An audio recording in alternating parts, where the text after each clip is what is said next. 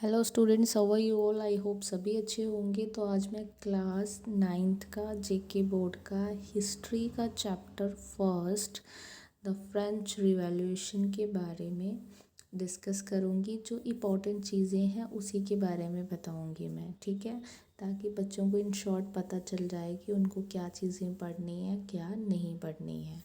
तो इसमें जो फ्रांस जो फ्रेंच था, वहाँ पे कैसे रिवॉल्यूशन आया, कैसे चेंज आई, लोगों ने क्या किया उन पे, मतलब जैसे अगर पुअर कंडीशन थी, लोगों की हालात अच्छे नहीं थे, तो वो समय के साथ साथ कैसे उनमें चेंज आई, उन्होंने कैसे अपनी कंडीशन को बदला, या क्या क्या उनमें प्रॉब्लम्स आई, या कैसे कैसे उन्होंने कौन कौन से चैलेंजेस को फेस किया, वो सारा इस चैप्टर में बताया है। लेकिन फ्रेंच के बारे में बताया है, ठीक है। इसमें ऑन द मॉर्निंग की बात है 14 जुलाई 1786 की, जो सिटी एक पेरिस था, ठीक है।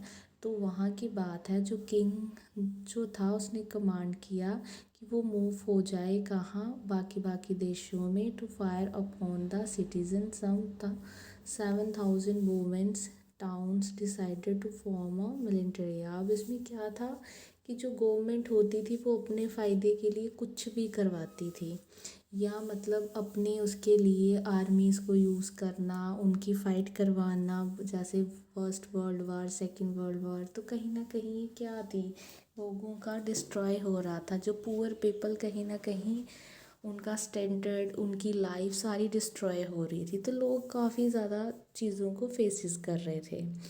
जो फ्रेंच की सोसाइटी थी ड्यूरिंग द लेट 18 सेंचुरी में, उसमें 1774, ठीक है।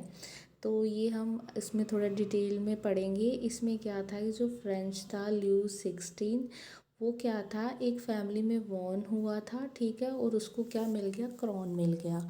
और वो क्या था, उसने मैरिज कर ली एक प्रिंसेस से, ठीक है। मैरिज करने के बाद उसको जितनी भी जो भी संपत्ति थी वो सारी मिल गई। अब वो क्या था कि बहुत ज़्यादा क्या था, रिच था, या मतलब जितना भी पैसा था जो राज दरबार में जितना, वो क्लर्जी, वो बड़ा हाई फाई लाइफस्टाइल जीता था। अब धीरे धीरे उसका खजाना क्या होगा, कम होना शुरू हो जाएगा, क्योंकि जितना भी उसमें स्टोर पैसा है धीरे धीरे वो ख़त्म होगा। तो फिर वो क्या करेगा, अब कहीं ना कहीं उससे पैसा आना चाहिए कहीं ना कहीं से। तो फिर उसने क्या किया कि जो सोसाइटी थी उसको डिवाइड कर दिया, किसमें, 3 लेवल्स में कर दिया, ठीक है। एक फर्स्ट, सेकंड एंड थर्ड, ठीक है। अब उसमें क्या थे कि जो फर्स्ट लेवल में, थर्ड लेवल में थे, वो बिजनेसमैन थे, जैसे आपको इस पिक्चर में दिखाया गया है। तो बिग बिजनेसमैन हो गए, मर्चेंट्स हो गए, कोर्ट का जो काम वगैरह, लायर, वो सारे फर्स्ट पार्ट में आते थे। सेकंड में पीसेंट्स और आर्टियंस, मतलब जैसे आप बोल सकते हो लैंडलॉर्ड हो गए, जैसे जिम्मेदार वगैरह, जमींदार जो होते हैं जिनके पास बहुत ज़्यादा लैंड होता है। और लास्ट में सबसे नीचे जो थे वो कौन थे, स्मॉल पीजेंट्स लेवल, जो मजदूर काम करते थे। तो उसने क्या किया कि जो फर्स्ट 2 थे, उन्होंने बड़े अच्छे से अपनी लाइफ को जीना, सारी फैसिलिटी सब कुछ मिलना। लेकिन जो जितने भी टैक्सेस थे वो सारे किसके ऊपर लगा दिए गए, थर्ड पे, जैसे जो मजदूर हैं उन पे उन्होंने टैक्सेस को पे करना, क्योंकि जो रिच था उनको इतना टैक्सेस पे नहीं करना पड़ता था, लेकिन जो पुअर लोग थे उनको करना पड़ता था, ठीक है। फिर उसके बाद जब गरीबों की कंडीशन और ज़्यादा ख़राब हो गई तो स्ट्रगल, अब उनका जीना और भी ज़्यादा मुश्किल हो गया, ठीक है। तो ऐसे ऐसे गरीब लोगों की हालत और ज़्यादा ख़राब हो गई, तो कहीं ना कहीं उनको ये लगता था कि इसको सुधार लाया जा सके, इनको इम्प्रूव किया जाए, ठीक है। अब इसमें तो काफ़ी लंबा चैप्टर हो जाए। अब क्या था कि जैसे आपको पता है हमारे इंडिया में क्या थे, किंग्स होते थे, ठीक है। मोनार्ची रूल था, मोनार्ची रूल मतलब किंग रूल। तो जो भी राजा बोलेगा, जो उसकी जो भी प्रजा है उसको मानना पड़ता था। तो धीरे धीरे मतलब आगे समय बीतने के साथ क्या हो गया कि धीरे धीरे जो फ्रांस था बिकम ए कॉन्स्टिट्यूशन मोनार्ची बन गया। मतलब किंग तो थे, लेकिन किंग में कम पावर, मतलब उसके अंदर जो थी वो पावर कम हो गई, यानी कि उसमें जो बाकी वाले डिसीजंस जो भी कुछ लेने होंगे कहीं ना कहीं वो लेजिस्लेचर गवर्नमेंट वो सारे उसमें आते थे युडिशरी में। ठीक है, ये सारी चीज़ें जैसे इसमें पिक्चर में है, युडिशरी जज हो गया, वोटिंग होगी, एक्टिव सिटीज़न, पासिव सिटीज़न, ठीक है, ये सारे कंट्रोल में। तो ये इलेक्शंस होती थी तो कहीं ना कहीं पावर कहाँ किसके पास चली गई, मतलब गवर्नमेंट के पास। तो किंग अकेला डिसीजन नहीं ले सकता था।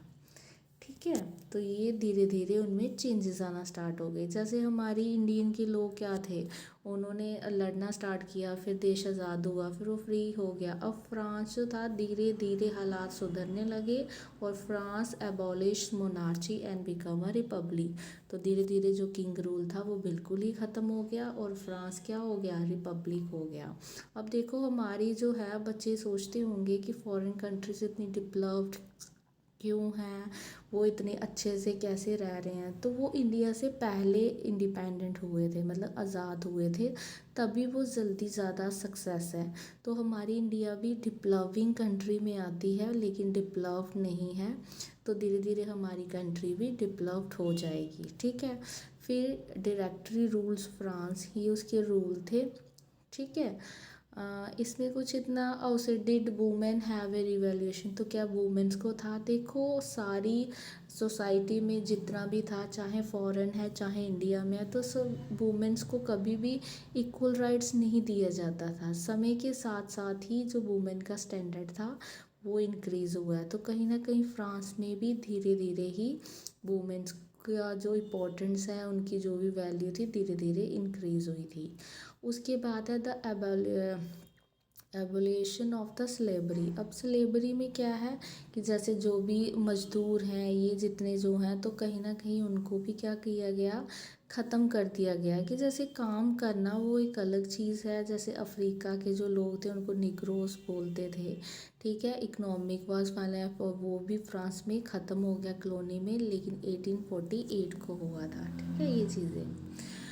फिर है ये आपका नेक्स्ट चैप्टर है, तो दिस इज़ ऑल।